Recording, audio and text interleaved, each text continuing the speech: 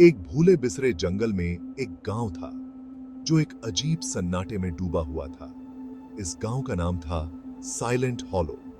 एक ऐसा नाम जो उसकी बेचैनी भरी हकीकत बयां करता था। गांव वाले वक्त के पहिए से बिल्कुल अछूते एक अलग ही दुनिया में जी रहे थे। उनके घर साधारण लकड़ी के बने थे। उनकी जिंदगी कुदरत की धुन पर चलती थी। गांव में एक अजीब सी खामोशी छाई हुई थी जो सिर्फ पत्तों की सरसराहट से ही टूटती थी। यह सन्नाटा बस आवाज की गैर मौजूदगी नहीं था, यह तो जैसे सांस ले रहा था, जिंदा था।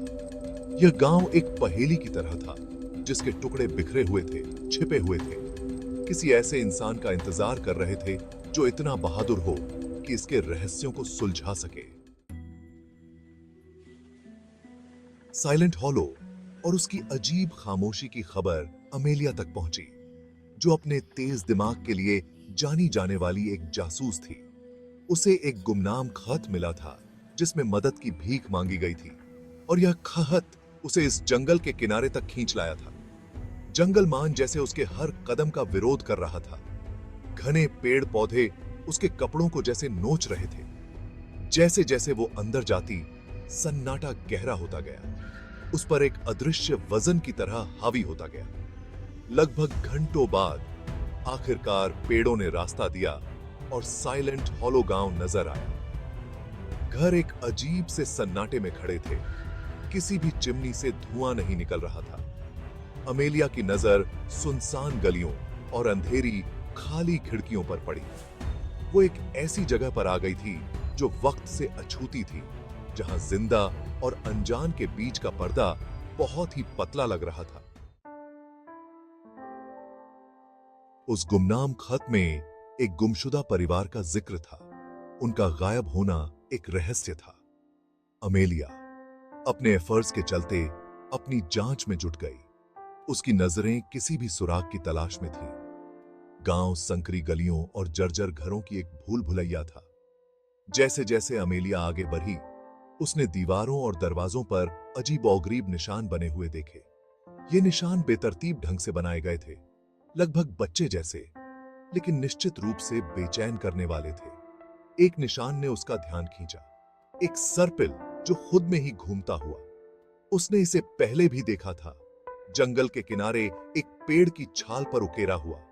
गांव का सन्नाटा सिर्फ उसके अपने कदमों की आहट से ही टूट रहा था। लेकिन जैसे ही अमेलिया जंगल में गहरे गई, उसे ऐसा लगा जैसे उसे हवा में फुसफुसाहट सुनाई दे रही है। जवाबों की तलाश में अमेलिया उन कुछ ग्रामीणों तक पहुंची जो अभी तक गांव छोड़कर नहीं भागे थे।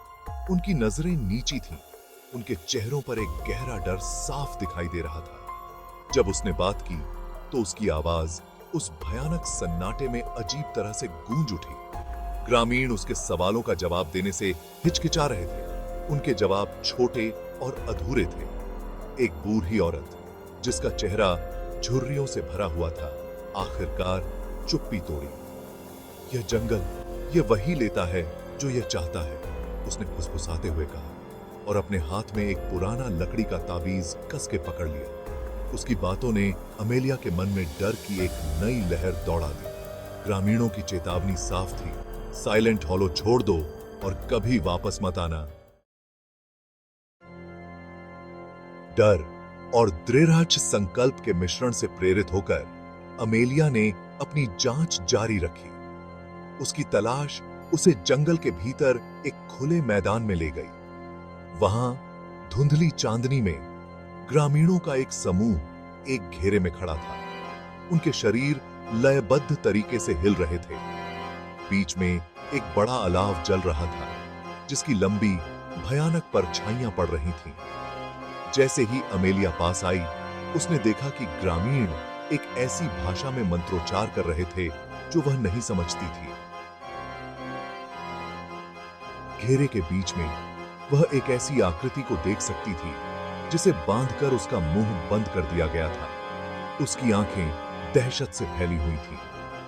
ग्रामीणों का मंत्रोच्चार अपने चरम पर पहुंच गया और उन्होंने एक साथ हाथ उठा दिए।